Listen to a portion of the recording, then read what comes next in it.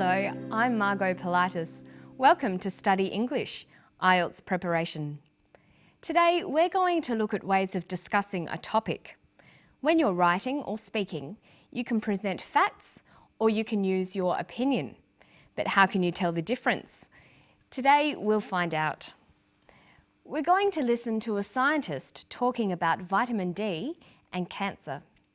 In this clip, see if you can hear both facts and opinions being used. I believe that the public health problem for vitamin D deficiency is quite significant. I would estimate minimum 25% of adults in the United States, Europe, and probably even in Australia are vitamin D deficient. I mean, if you think about it, over 250,000 women in the United States will develop breast cancer this year. Something like 50,000 will die. If 25% of those breast cancers could have been averted, prevented in some way, just by having a little exposure to sunlight, would have been really tremendous. So he was talking about the links between vitamin D and cancer. Many Australians these days are avoiding the sun because they know it can cause skin cancer. But by avoiding the sun, they're missing out on vitamin D, the vitamin that you get from sunshine. And this is leading to other health problems. When you're reading, writing, or listening to an argument like this, it's important to be able to tell the difference between statements of fact and statements of opinion. But how can you tell the difference? Well, there are a number of ways you can express your opinion. Today, we're going to look at two of these, using phrases that express an opinion and using modal verbs. First, let's look at some phrases.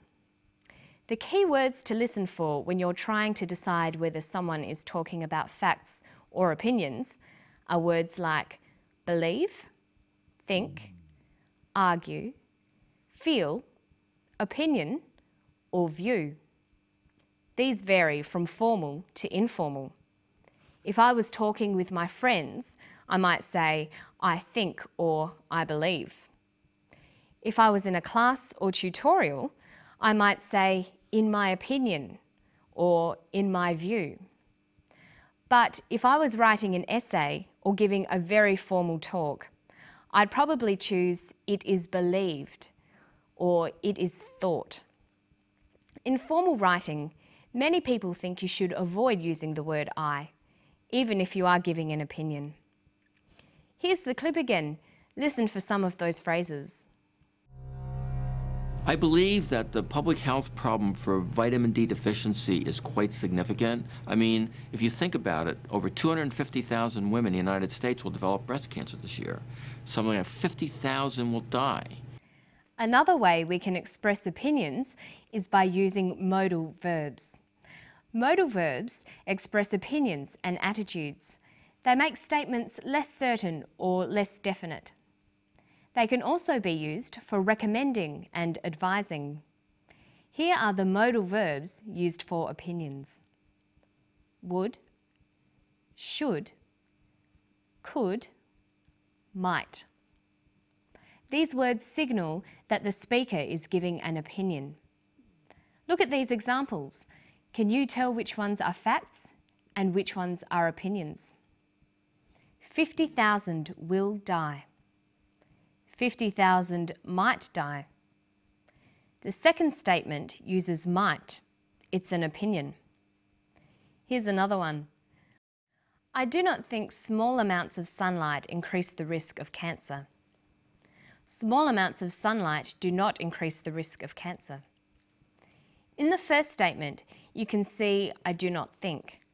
This is an opinion. Now look at these two sentences. I believe that vitamin D deficiency might become common among adults. Vitamin D deficiency will affect 25% of adults. The first is an opinion. I believe, might become. The second is a fact.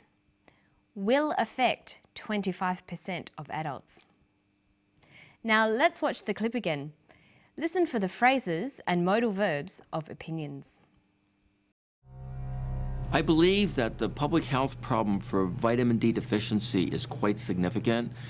I would estimate minimum 25% of adults in the United States, Europe, and probably even in Australia are vitamin D deficient. I mean, if you think about it, over 250,000 women in the United States will develop breast cancer this year. Something like 50,000 will die.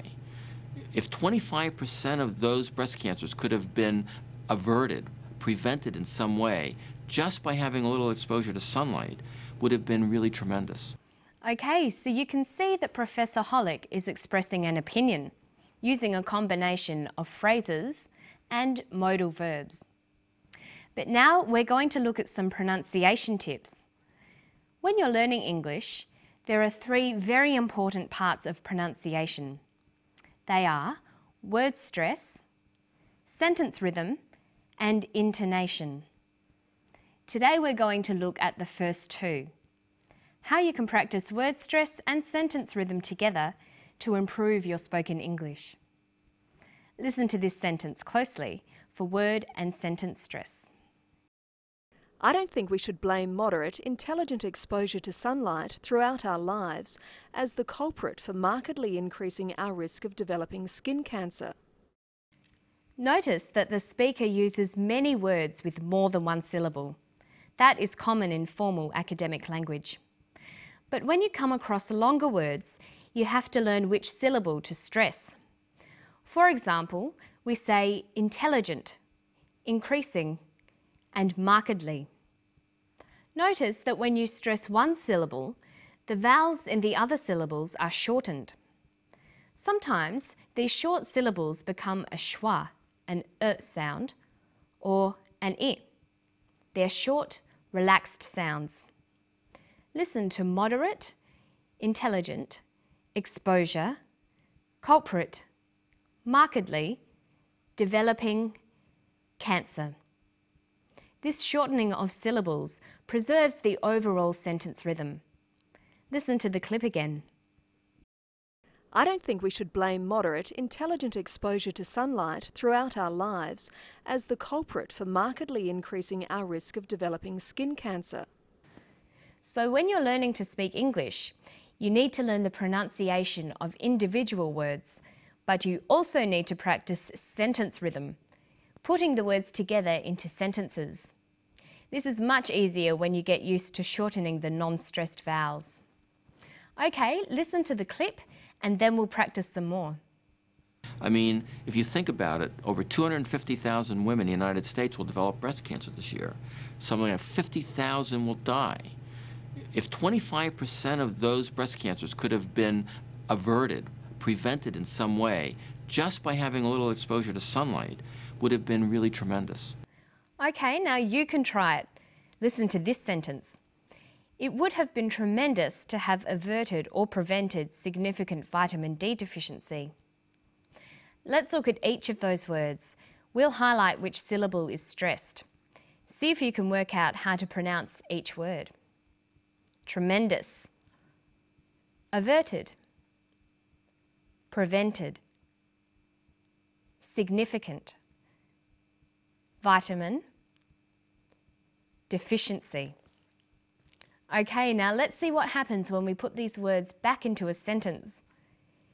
It would have been tremendous to have averted or prevented significant vitamin D deficiency. Making your spoken English sound natural takes a lot of practice. Don't forget to listen closely to vowel sounds and sentence stress. And remember to practice reading and writing in English every day. And that's all from me today. I'll see you next time on Study English. Bye.